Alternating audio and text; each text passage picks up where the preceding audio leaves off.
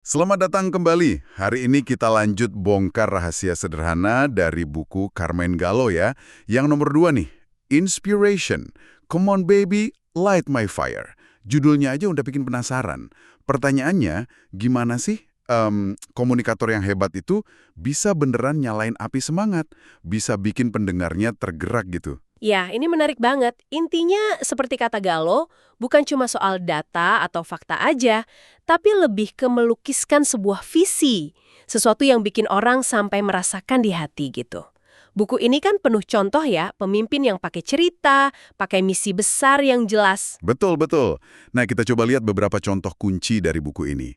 Ada Nelson Mandela, terus Howard Schultz, Steve Jobs juga. Kita nggak cuma lihat apa yang mereka lakukan, tapi coba bedah gimana sih tekniknya. Siapa tahu Anda juga bisa pakai nanti. Mari kita gali lebih dalam soal inspirasi ini. Siap. Oke, kita mulai dari gagasan soal visi ya. Gallo kan menyoroti Nelson Mandela. Visinya buat Afrika Selatan yang baru itu. Itu kan bukan sekedar rencana politik biasa, tapi semacam mimpi bersama gitu ya, tentang persatuan. Iya, sebuah mimpi yang kuat banget. Dan itu yang menggerakkan jutaan orang. Padahal situasinya sulit banget waktu itu. Jadi seberapa penting sih visi yang jelas ini menurut Gallo? Oh, krusial, sangat krusial. Tapi ya itu tadi, visi aja nggak cukup kalau nggak bisa dikomunikasikan dengan cara yang nyentuh. Nah, disinilah peran cerita jadi penting banget. Cerita ya. Iya, Gallo kan kasih contoh Howard Schultz dari Starbucks. Dia itu nggak cuma bicara soal, katakanlah, rasa kopi atau strategi bisnis. Dia berani berbagi cerita yang sangat personal loh.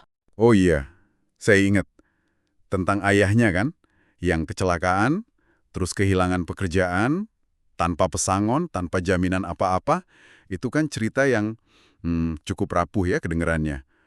Tapi gimana Gallo menghubungkan kerapuhan personel gitu sama kemampuan menginspirasi? Apalagi di dunia bisnis.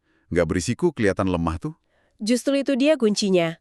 Gallo bilang kerentanan yang otentik, Schultz menyebutnya melepas perisai, itu malah jadi jembatan buat koneksi emosional. Cerita ayahnya itu jadi mengapanya, alasan dibalik kebijakan tunjangan karyawan Starbucks yang terkenal itu. Ah, oke oke. Jadi, dia ingin memperlakukan karyawannya dengan martabat, sesuatu yang ayahnya nggak dapatkan dulu. Jadi ini bukan soal lemah, tapi soal bangun kepercayaan. Menunjukkan kalau misi perusahaan itu didorong nilai-nilai kemanusiaan yang kita semua bisa pahami. Ini bikin kebijakan jadi terasa personal, punya makna. Bukan cuma motivasi sesaat. Tepat sekali. Dan Gallo nggak asal ngomong, dia dukung ini pakai riset juga. Di buku Anda disebut ada studi soal pemimpin karismatik.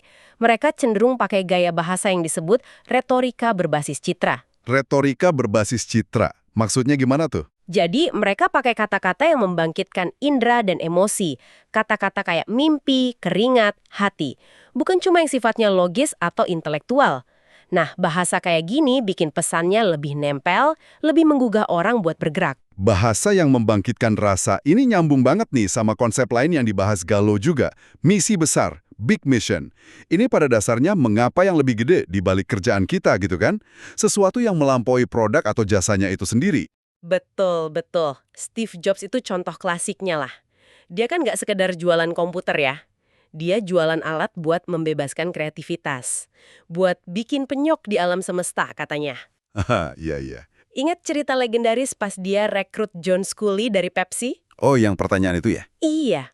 Mau jual air gula seumur hidup atau mau ikut mengubah dunia? Itu nusuk banget kan? Banget. Langsung ke intinya. Nah, itu esensi misi besar. Fokus ke dampak, ke tujuan yang lebih tinggi, yang lebih, wah, gitu. Pertanyaan yang luar biasa sih itu. Jadi Gallo seolah nantang kita semua nih, termasuk Anda yang dengerin. Apa sih misi besar di balik ide atau pekerjaan Anda? Bukan cuma apa yang Anda tawarkan, tapi mimpi apa yang Anda jual.